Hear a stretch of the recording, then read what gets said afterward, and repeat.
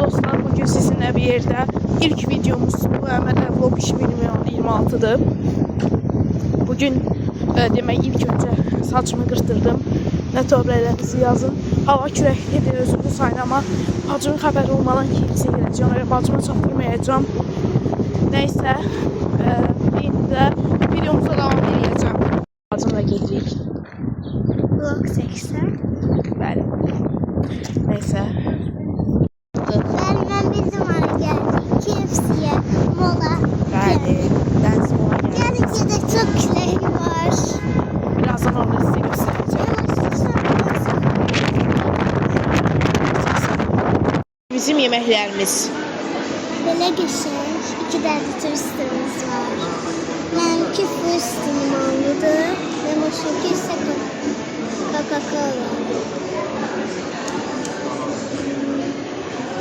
Bəli, indi həftələrində gəldik oynayacağıq.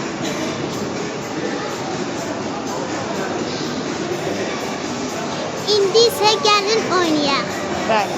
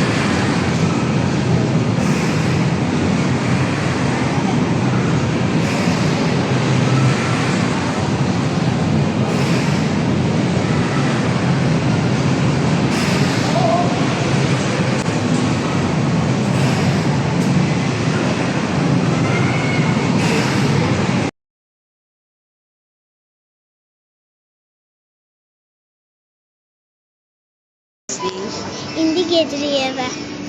Sağ olun, görüşene dek. Başka nece vloglar gelsin, ailəmizə yazarsınız.